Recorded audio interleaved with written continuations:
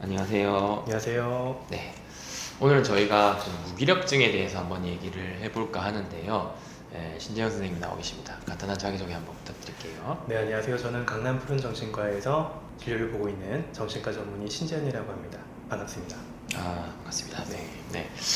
오늘 선생님 강남역에서 네네. 아무래도 이제 젊은 직장인을 대상으로 이제 진료를 보고 계신 걸로 알고 있는데, 네네. 이분들의 이제 무기력을 요즘에 좀 많이 경험하시고 계신가요? 아니면 좀 어떤가요? 사실 뭐 강남역뿐만이 아니고 젊은 사람들은 전부 다 지금 무기력을 좀 경험하고 있는 것 같은데, 사실 뭐 뉴스나 신문 보면은 좋은 소식이 하나도 없잖아요.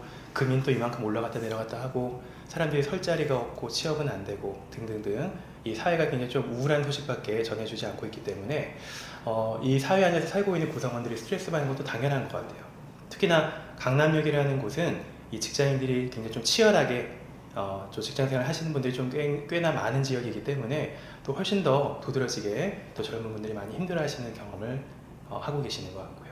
네. 사실 직장인뿐만 아니라 아무래도 코로나가 끝나고 이 일상에 복귀를 하시면서 많은 분들이 좀 이제 계속 버텼는데 뭐 경제도 안 좋아지고 맞아요. 뭔가 뭐 계속 스트레스 받는 일도 생기고 하니까 무기력을 많이 경험하시고 있는데요. 네네. 이 무기력증이란 어떤 것을 의미할까요? 무기력증을 이제 한마디로 정의하면은 정말로 이제 에너지가 다 소진된 상태라고 생각을 하시면 될 것 같아요. 이거 이제 정서적인 부분뿐만이 아니고 신체적 부분도 다 함께 포함을 하는 건데요. 그러니까 정서적으로도 에너지가 너무 없어서 머리도 잘 안 돌아가고 집중도 안 되고 생각하기도 싫고 생각만 하면 너무 짜증이 나고 화가 나고 이런 좀 감정의 변화도 함께 동반하는 것이 나타나고요. 또 신체적으로는 에너지가 하나도 없어서 정말 무에너지라고 하잖아요. 에너지가 하나도 없이 그냥 정말 바닥에서 겨우 기어다닐 정도, 그냥 누워있는 것밖에 그거 말고는 할 수 있는 게 아무것도 없는 상태를 무기력한 상태라고 얘기할 수가 있을 것 같습니다. 맞습니다. 저도 진료실에서 보면 이제 네. 무기력한 분들이 처음에 와서 무기력을 호소하시고 치료를 해 나가다가 사실은 병원에 오지 못하는 경우까지 무기력을 느끼는 경우가 상당히 많은 것 같아요. 맞아요. 진짜 무기력하면 병원 찾아오는 것도 굉장히 힘들죠. 네네.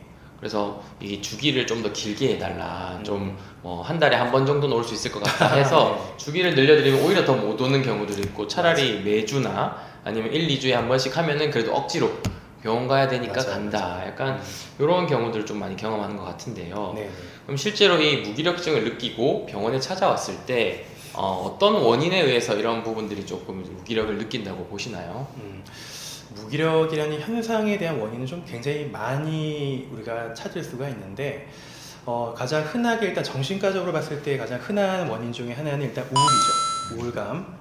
우리가 우울증이라는 병도 있고요. 또 우울감이라는 감정도 있는데 어쨌든 가장 흔한 것이 좀 우울감이 동반되는 그런 무기력감인 것 같아요. 슬프고 서글프고 뭐 이런 감정도 좀 느끼면서 아무것도 하기 싫고 집에만 있고 싶고 우리가 우울증이라는 병을 생각했을 때 대개는 좀 뭐 우울증이라고 하면 막 슬프고 막 눈물 나고 우울하고 이제 이런 감정들이 있는 병을 생각을 하기가 쉬운데요.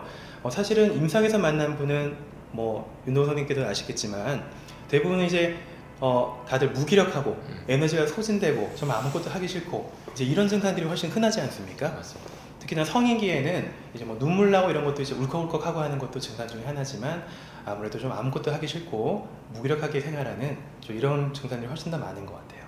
그렇죠. 이게 상실감을 경험한 후에 우울감까지 발전되는 경우가 많은데, 특히나 요즘 같은 시대에는 이 상실감을 경험하는 일들이 많지 않습니까? 맞습니다. 저희 진료실에도 뭐 이런 경제적인 불안감 때문에 또는 투자의 실패, 그 다음에 뭐 반려동물의 이제 사망한다든지, 흔하죠 그런 그 다음에 주변의 지인이나 가족들의 이제 사별이나 이별, 뭐 이런 부분들로 인해서 이제 상실감을 느끼고 우울감으로 발전돼서 무기력을 경험하는 분들이 많은데요. 그럼 이게 우울증과 우울감의 차이도 있을 것 같은데요.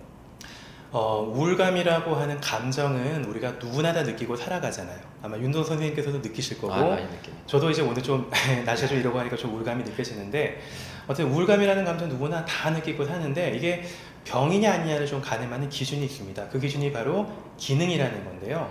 우리가 DSM-5라는 진단 체계를 보면 모든 병이 다 진단 체계가 있지 않습니까? 그 진단 시계 가장 마지막에 보면은 꼭 강조하는 것이 뭐냐면 위 증상들이 일상생활과 대인관계, 직업적 영역 등에서 기능의 제한이 심할 때 우리가 진단을 할 수 있다라고 얘기를 합니다.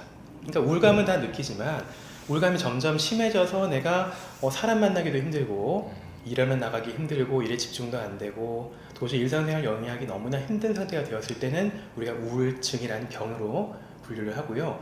우울감은 가끔씩 느끼긴 하지만 또 금방 지나가 버리고 나는 생활하는데 지장이 없다라고 하면은 그냥 일상적인 감정으로서 우리가 받아들이면 되는 거죠. 그렇죠.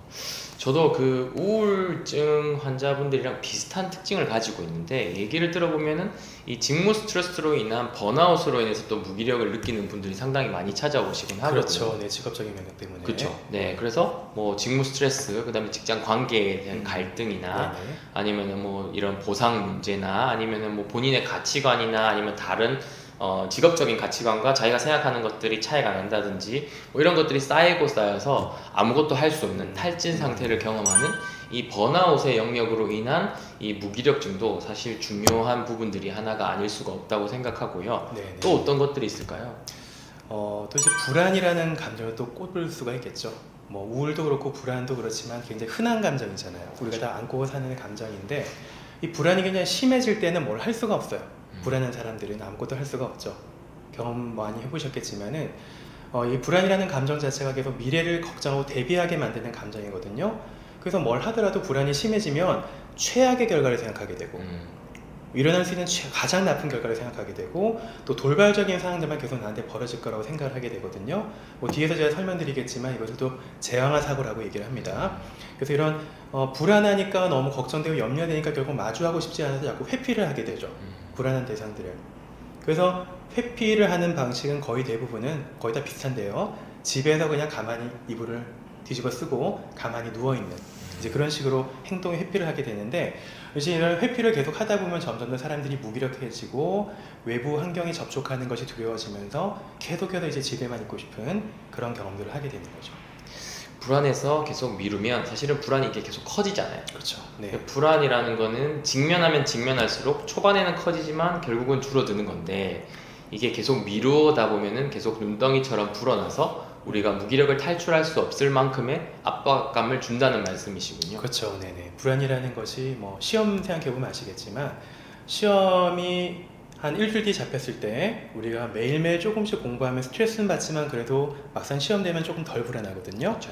근데 계속 미루고 차일피일 미루다 보면은 계속 회피만 하다 보면 결국 시험 전날에 엄청 스트레스 받으면서 결국 벼락치기 해야 된단 말이에요.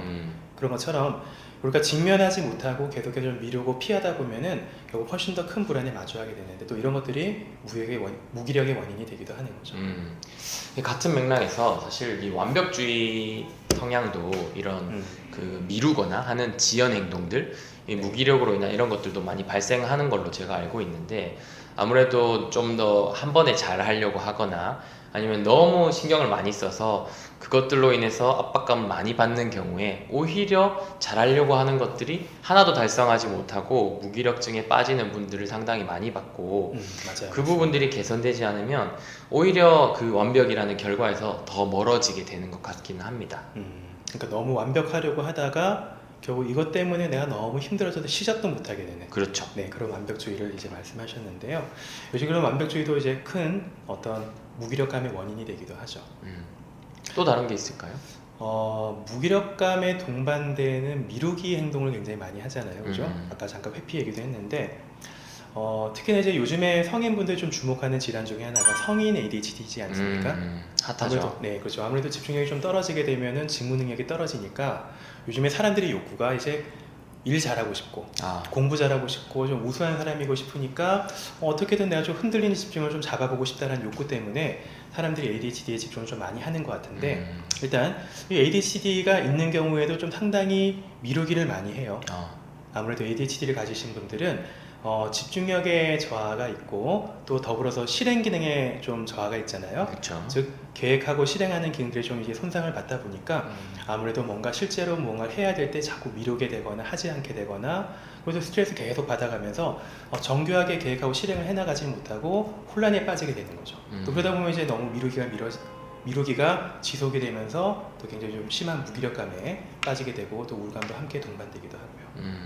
그럼 지금 이제 말씀해주신 부분들이 이제 우리가 정리해보면 아무래도 정서적인 문제로 인해서 이제 무기력증을 느끼고 이걸로 인해서 힘들어하는 경우들이 많이 나왔던 것 같은데 네. 사실은 그냥 신체적인 피로감도 무시할 수 없잖아요. 그렇죠. 신체적인 피로감도 또한 무기력감의 큰 원인이기도 하죠. 그리고 그것 이외에도 아무래도 사회 아까 말씀하신 그런 뭐 사회적인 변화나 네네. 아니면은 사회 문화적인 분위기, 그다음에 포스트 코로나로 인한 여러 가지 스트레스 요인들, 뭐 이런 사회적인 환경적인 변화로 인한 무기력들도 사실은 무시할 수 없는 것 같고. 아, 네, 맞습니다. 네. 네.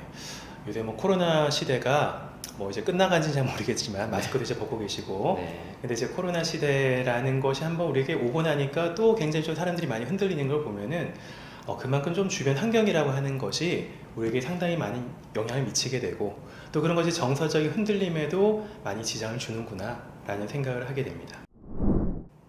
네, 이번 시간에는 무기력증에 대해서 좀 살펴봤고요. 무기력증이 발생할 수 있는 원인에 대해서 저희가 함께 얘기를 해봤습니다. 저희 다음 시간에는 이 이제 무기력증의 원인에 따른 이제 치료도 조금씩 달라질 것 같고, 이 실제로 병원을 방문하면 어떤 치료들이 이루어지는지에 대해서 조금 살펴볼 예정이니까요. 많은 기대 부탁드립니다. 감사합니다. 감사합니다.